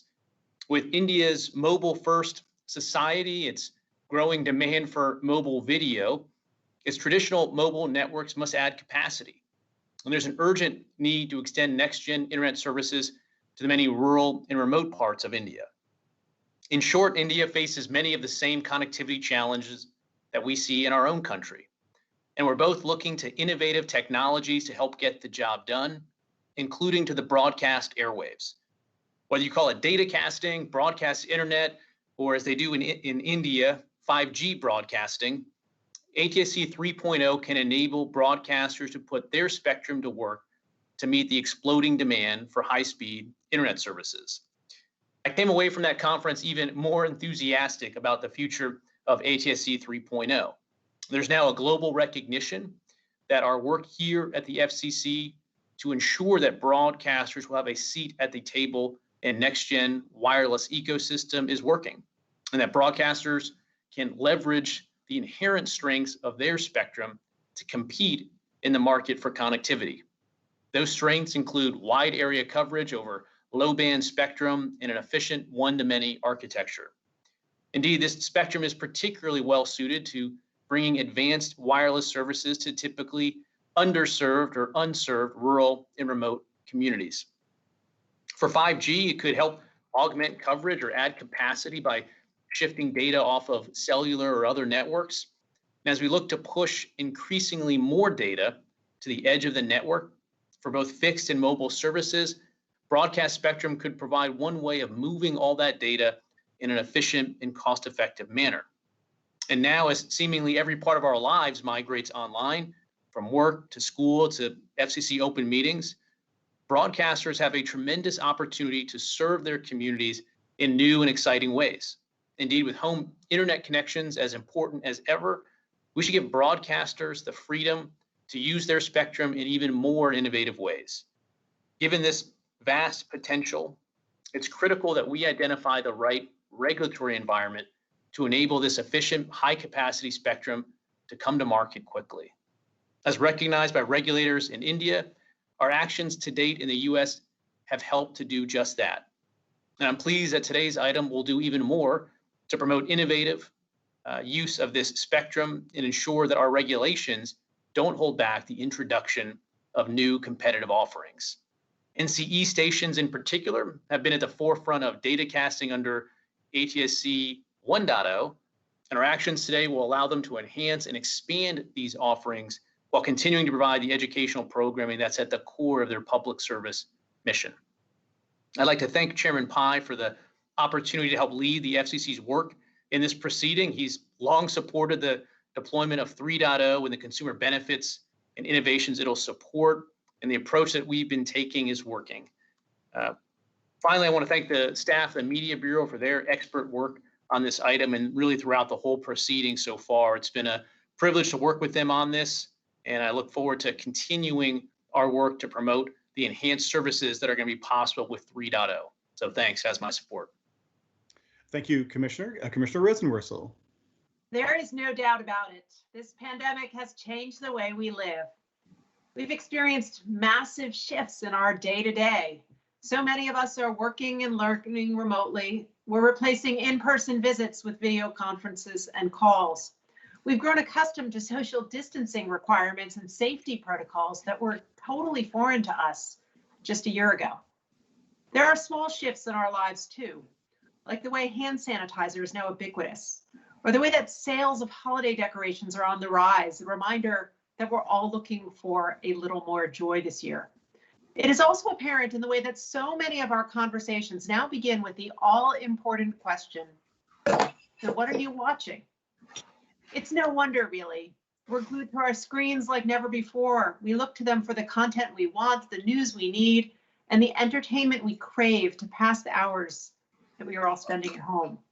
Sometimes we are looking for information about this virus in our communities. Sometimes we are looking to be captivated by a story about a young female chess champion.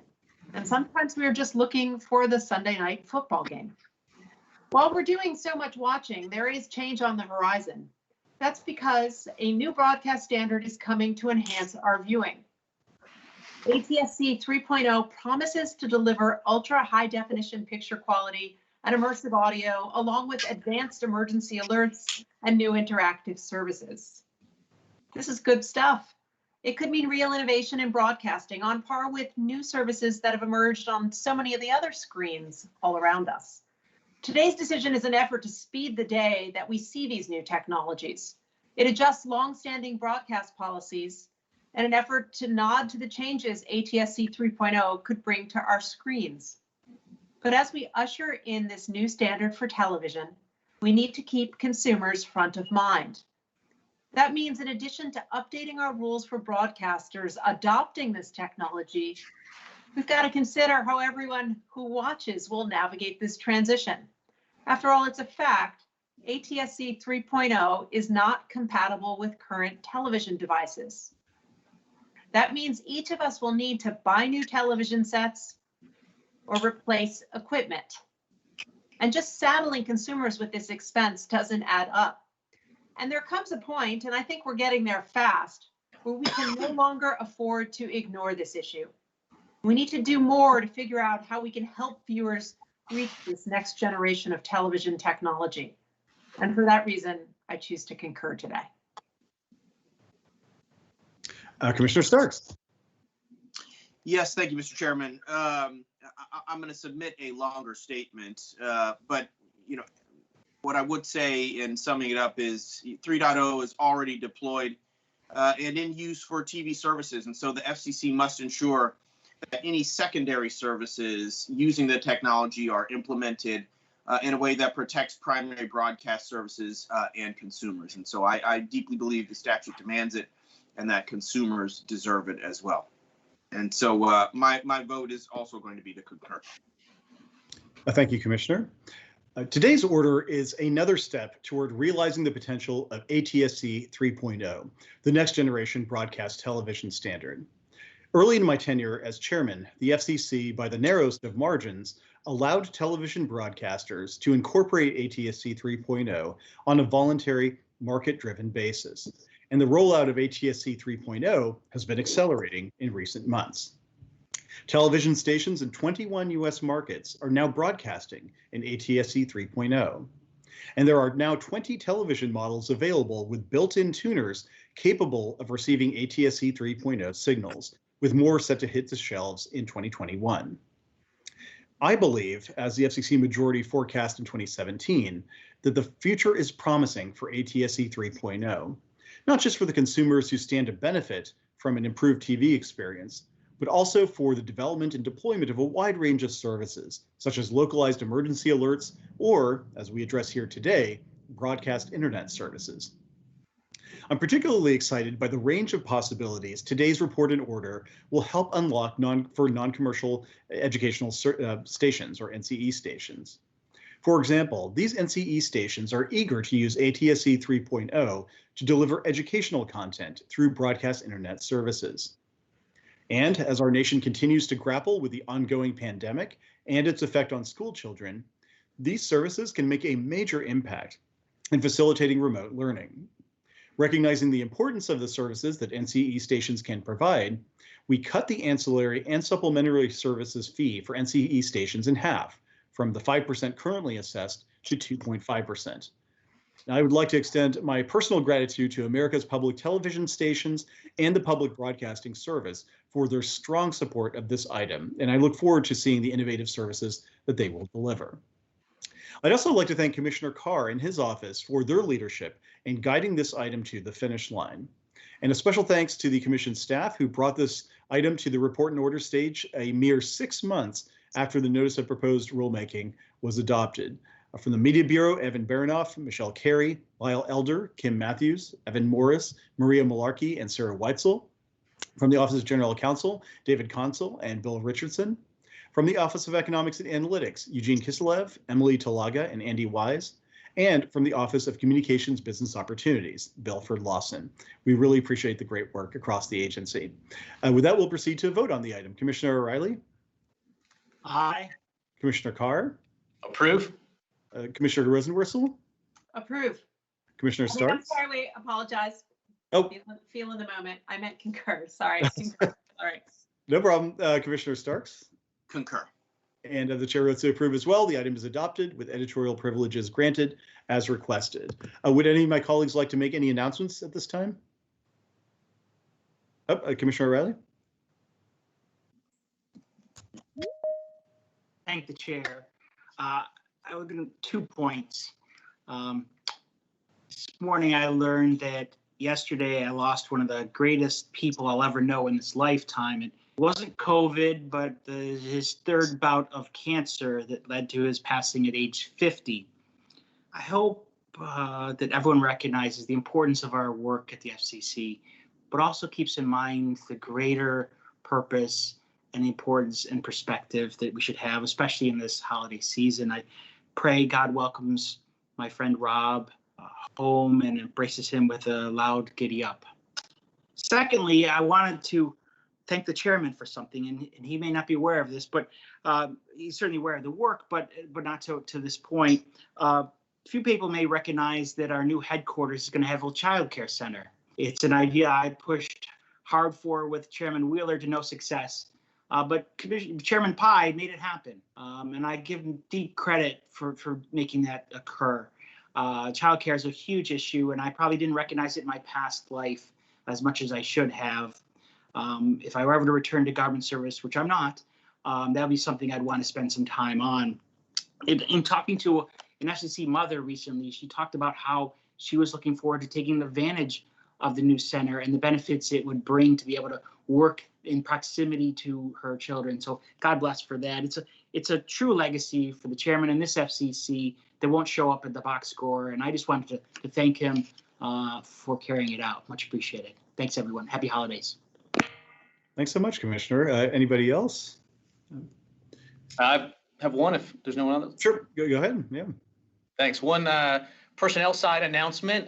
Sadly, after a 3-year run in my office, My wireless advisor, Will Adams, will now be departing the FCC. He was part of really the original crew that joined up with me in 2017 when I started and really helped to identify the policies that we would focus on in my office, how we would approach those items. And he's really been an invaluable member of the team for these 3 years. Like myself, he was a Georgetown undergrad. Unlike myself, sadly, he went on to Harvard Law. I couldn't quite make it there, appellate clerkship. He really brought sort of a rare combination of talents to the commission. He had spent time on Capitol Hill, worked a little bit on Wall Street. His background, I think, really helped me to translate the often wonky work that we do here at the FCC into sort of the broader conversation and make it a bit more approachable. So from messaging to his work as a lawyer's lawyer and a lot of our stuff, he really benefited us, and just a real strategic thinker as well. He obviously sort of took the lead in my office on the infrastructure reform efforts that we've been doing the last 3 years. And that's work that, really has paid off. We've seen infrastructure builds accelerate quite dramatically in this country. So grateful that he dug in and delivered results across that effort. Also was a good companion as we were on the road. All my advisors that I've had have had an equal share in the car trips that we've been able to do. So like everyone else on my team, spent a lot of time in really great parts of this country and in nights in not so great hotels in different communities in this country. But he's really been a pleasure to have in the office. Wish him all the best in his next endeavors, and we'll certainly miss his wise counsel. So thanks to Will. Thank you, Commissioner. And certainly, Will, I don't think he's on the call, but we certainly wish him well in the adventures to come. Thank you for your service to the public at the FCC, Will. Anybody else? Well, if not, I have a few announcements, and I'd like to start with Commissioner O'Reilly. First, my condolences to you on the passing of your friend. I think it underscores what's really important in life. And, I certainly hope that his memory is a blessing to his family, to you, and to the others who knew him. I also wanted to extend my heartfelt gratitude to you for the kind comments about the child care center in the new building. And I think you put it very well. I don't think anybody on the outside will ever know how much time our office, Matthew Berry, the chief of staff, and others have spent working on the new building, building that we may never even get to inhabit during our tenure. But early on, one of the things I flagged for our team was that it was really important to me as well to have a child care center there. When I became a commissioner, my son was an infant. When I was just a couple of years in, my daughter was born. And I remember how challenging it was to juggle a very demanding job with the demands of having, at that time, a toddler and an infant. And I remember thinking, gosh, if we had a child care center here in Southwest DC in our headquarters, it would just be a great load off our mind, and it would just make us a lot happier. And as I was thinking about the new building, there were a bunch of different options there, state-of-the-art gym or other kinds of open spaces. But to me, it was a no-brainer that to give our hardworking FCC employees who give everything they have to public service a chance to have some peace of mind knowing that their loved ones, their young loved ones, are going to be taken care of. It was really important to me. So we very much look forward to the child care center being used by our fantastic staff in the years to come. I certainly won't benefit from it. You won't either, Mike. But it's really important to make sure that our FCC staff are indeed part of our family. They're not just a bunch of people who file into the headquarters and look at us and do the work that we do. So thank you for that, Mike, from the bottom of my heart. Also, a couple of announcements about departures from the FCC. Starting with Jonathan Levy. Jonathan is the Deputy Chief Economist in the Office of Economics and Analytics, and he'll be retiring after 40 years of service to the FCC. He started his career in the Office of Policy Planning, which then became OSP, and now many of his colleagues and him have been incorporated into OEA. And Jonathan contributed greatly to the mission of the FCC, focusing principally on media policy issues, including the analysis of competition in broadcasting, the MVPD distribution markets, the regulation of broadcasting, cable TV, and satellite television, And as deputy chief economist, he did the quiet but extremely important work of building and maintaining OPP and then OSP and finally OEA as effective and welcoming offices. And his tireless work was critical also to the recruitment of economists, which is obviously important to make sure that flow of talent continues to the agency. In fact, I understand that he was involved in the recruitment of over half of the economists currently working at the FCC, which has been critical to more informed decision making. I've also been told that Jonathan was the best Toastmaster and party planner that the office has ever seen in its during his 40 years, marking staff retirements and departures of interns with witty remarks and the best cakes in Washington. And you certainly can't beat him at his own game, but Jonathan, this one is for you. Thank you for your service to the commission. Next, I have to announce, unfortunately, the departure of Brock Fecken. He is an IT specialist who is retiring at the end of this year after more than 42 years of service to the country. He spent 8 years of military service in the United States Air Force, and then Brock began working for the FCC in February of 1986 at the Allegan, Michigan monitoring stations, doing, as he put it, quote, twisting dials and listening for radio violations. In 1996, a decade later, he moved to Gettysburg, where we have an office, and he began working for what's now known as the Consumer and Governmental Affairs Bureau. Soon after he arrived there, Brock became a principal architect and code writer for the FCC's intranet and the call center's inquiries and complaints database and tracking system. So both for employees and for those on the outside, the American public who want to view our work, he was essentially creating that interface. For the past 12 years, Brock's been the CGB webmaster and the IT specialist for the web and print publishing division. And in this role, he's gotten a bunch of accolades and has been recognized for exceptionally meritorious service for his leadership in web production and data management. And so with his work ethic, with his institutional knowledge, he's been the go-to web publishing resource for FCC.gov consumer-facing content. His contributions have been indispensable to CGB to fulfill its core mission, and he has definitely earned our praise. I understand he's going to be retiring to the Outer Banks of North Carolina to be closer to their daughter. Hopefully one of these days I'll be able to catch up with him and maybe share a duck donut or some good crawfish from a boil down there. But with gratitude to Brock for his career of dedication in service to this agency, I want to bid him Godspeed in the future and the very best in retirement. Next retiring is Marilyn Jones. Marilyn's retiring after a great tenure in public service.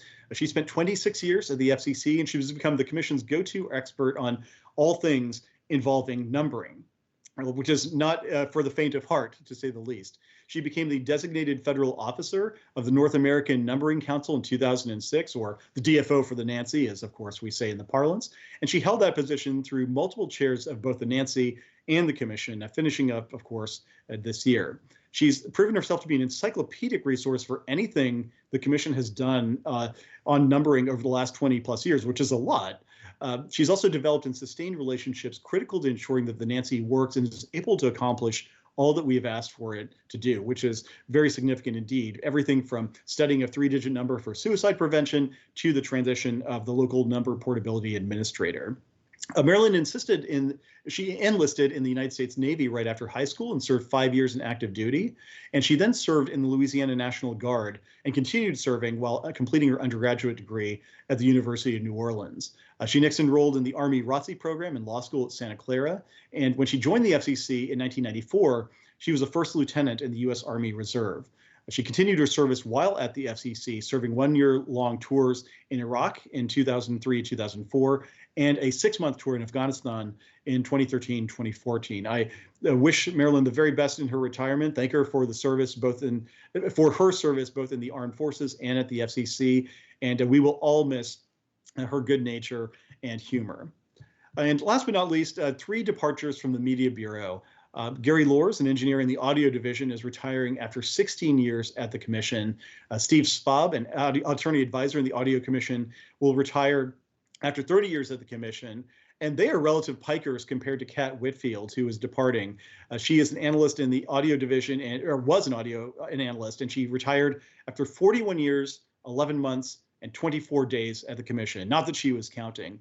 To those 3 individuals, to Jonathan, to Brock, and to Marilyn, I just want to extend my heartfelt gratitude again. It's just been an incredible a time here at the Commission recognizing those who've spent so many years in public service, helping us achieve our mission of promoting the public interest. And it has been a privilege to be able to serve alongside you. With that, if there are no more announcements, Madam Secretary, could you please announce the date of the next FCC agenda meeting? The next agenda meeting of the Federal Communications Commission is Wednesday, January 13th, 2021.